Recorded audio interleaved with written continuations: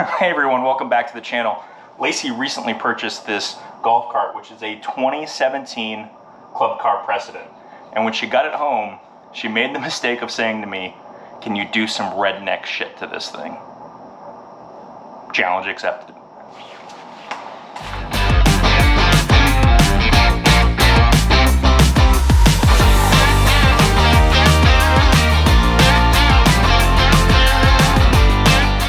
This video will be the first in a three-part series where I upgrade this cart. This time around we're going for stance, so 6-inch lift, bigger tires. But before we do any of that, I'm first going to take some measurements of this thing to see where it's at stock. The first will be a speed test. It's a monster.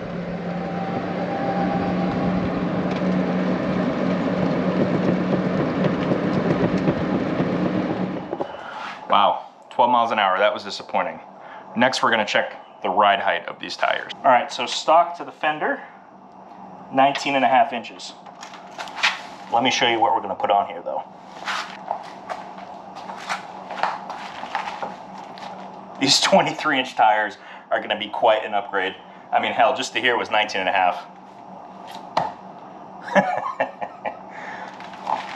Now to fit those tires on there, I'm gonna have to put a lift on, so I purchased this Madjax X 6-inch lift kit. That should get this up higher enough to accommodate the new tires. All right, let's get this install started. First thing, gotta jack this up, put it on some jack stands.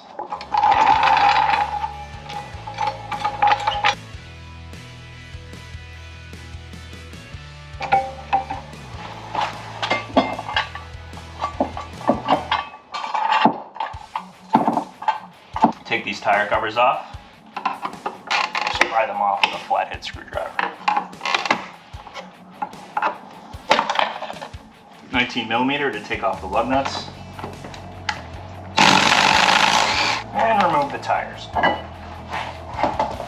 We're gonna remove this bumper, and to do that you need a 10mm wrench for the top and a 13mm for the bottom.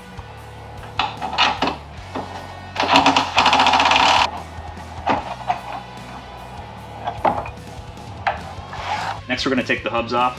This is a 13/16, which is weird because most of the other bolts are metric, but just pop this off. Next, we're going to remove these tie rod ends. All right, because of this bracket, which I don't have on the other side, I can't get my impact gun in there. So this is, see how this goes. This is a 17 on the top and an 18 on the bottom. And do both sides. Loose, we're going to remove this lower shock bolt using a 13mm. And use a rubber mallet to knock it out of there, and then just push it up out of the way. Do that on both sides. Next step, using a 13mm, we're going to remove these 3 bolts holding on the steering column. And the reason we needed to remove that and get up out of the way is just to get access to these 2 upper A-arm bolts, which we'll remove with 13mm as well. With those bolts removed, just move the AR arms out of the way. We're going to remove these 4 1/2-inch bolts, which are holding this entire suspension on. This last one is all that's holding this up, so you got to be careful. Second set of hands probably be helpful if you had one. This piece we need for the new suspension. Time for the first part of the new suspension to go in. This is the front assembly. We're going to bolt this back up where we took the old one out using the toe plate and the new hardware provided. I'm going to put some Loctite on those so they don't go out, and torque them to the right spec. It's a 17mm to put these back up in. This part, not so easy to do by yourself. If you got an extra set of hands, it'd be helpful. Doable. Doable. Just not the easiest thing. Now we're just going to use the torque wrench to torque these to the spec, which is 37 foot-pounds. Next, using the original hardware, we're going to put the new AR arms in. You want to make sure the bend is towards the front on this. We're going to have to come back later and grease these after I look at what type of grease needs to go in. There we go. And just repeat that on both sides. With those arms back in, I'm going to reattach the steering column using the old hardware.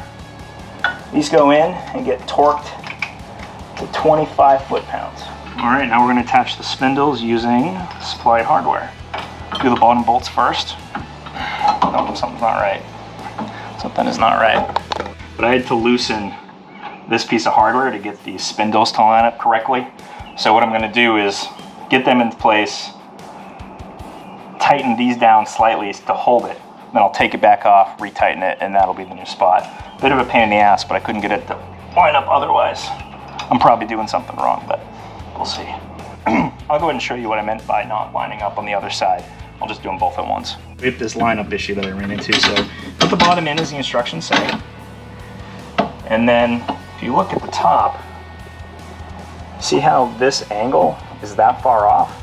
There's no way, and there's not enough slack to make that fit. So what you gotta do is loosen this bolt, turn it, get it where you want it, and then you'll be fine. But kind of a pain in the ass, and definitely not in the instructions I read. All right, with the spindle issue behind me, I'm gonna tighten those bolts using 17mm wrench and socket.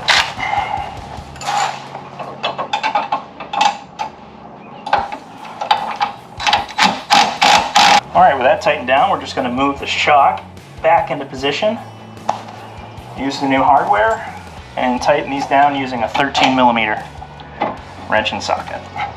Next issue with this kit, you can see this bracket isn't square. I'm not sure if that's a shipping issue or a manufacturing issue, but I can't get the bolt through this.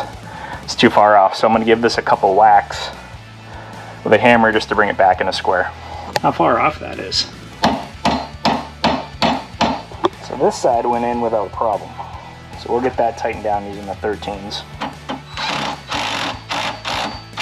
Can't say I'm pleased about this, but to get this to fit, didn't have any other options except to drill out bigger holes. I'm gonna have to put bigger washers in.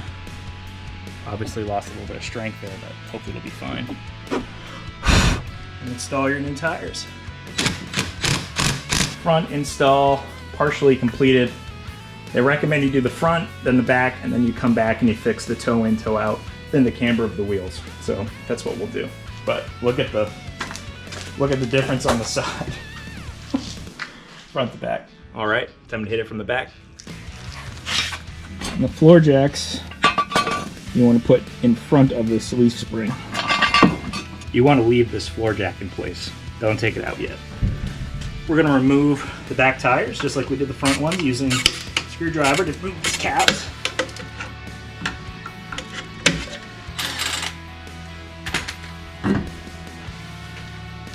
Next, you want to loosen the driver's side U-bolt, but don't take it all the way off. If you take it all the way off, the motor will spin, cause you a bunch of issues. But you loosen this side to make installation on the other side easier. All right, back on the passenger side, we're going to remove this U-bolt, get rid of it, and then disconnect this rear shock. Shock is a 9/16.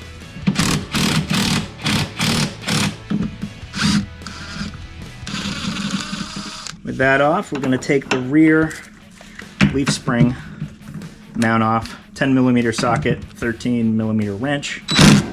Tan that hardware. The rear off. Gotta do the front, get that off. Want to mind your brake cable there. And you can just leave that hanging for right now. Alright, with the leaf spring out, we're going to let this jack down a little bit so that the leaf spring can go on top of the axle. With this axle lowered, we're going to reattach this leaf spring using the original hardware. Before reattaching the back, they said this needs to slide forward about an inch. Hardware includes these Allen heads that you put in here in the center, and that'll keep everything aligned.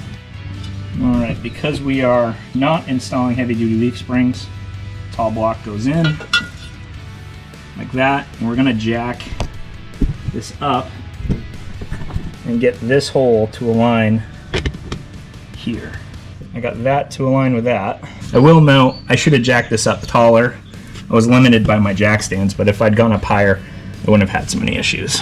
Now we're going to use these new shock plates, put this center hole here, and we're going to reinstall this shock loosely using the original hardware.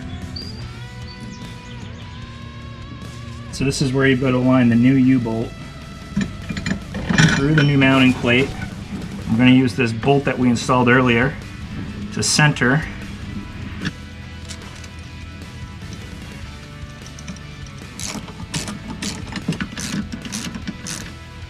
And tighten that lower shock hardware. Now it says to move the jack over to the driver's side. Process for putting on the driver's side is exactly the same as the passenger, and I'm going to save you all the cuss words. All right, on to the new tires. These rear tires get torqued to the same 55 foot-pounds as the front. We'll get the tires on, get them quasi-tight, and then torque them while they're on the ground. Okay, lift is installed. Now they recommend you take it for a short ride to lock everything in before you adjust the camber. I am really having a time with this kit. First grease fitting I tried to fill broke off. Joy, joy. All right, got the old Zerk fitting extracted. New Zerk fitting in. Had to, of course, make a run to the hardware store, but back on track. Okay, with the install done, time to just make some adjustments. First we do the camber. And check for camber. You want to make sure your wheel's straight.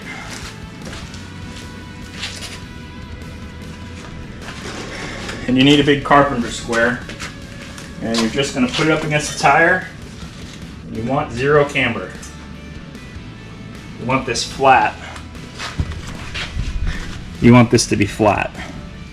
You can see here it's not. It's towed in. So to adjust that, you need to come up to this connection on the A-arm, loosen these two nuts, and turn this turnbuckle, and that'll move the tire. And you want to do that before you make the next adjustment. Last adjustment is toe. To do that, you just loosen this nut here, turn this, and you basically want the wheel straight. You can toe in or out depending on your own personal choice. I'll probably go a little bit towed out. All right, toe is good. Just throw the front bumper on and we're ready for a ride. Actually, before we go on a test drive, so before, top of wheel was 19.5. I'm gonna call that 27.5. All right, let's go do a speed test. You can definitely feel the height difference in this thing.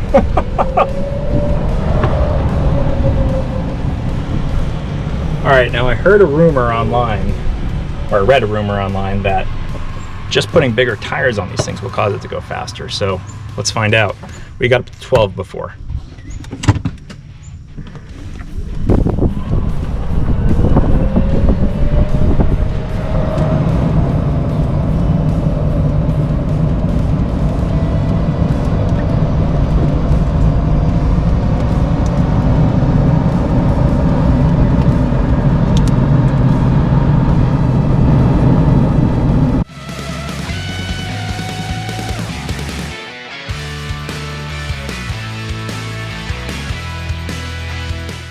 All right, well, that 2-hour project took me 5 hours with all the problems I encountered and when I had to go out and get grease and just do a bunch of other stuff. But overall, it is done. The first step is done. There'll be 2 more videos. Please subscribe below to follow along. I can't say I'd recommend this lift kit given some of the fit and finish issues.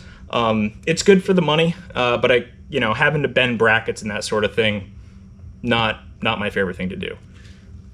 All right, I'll see you next time.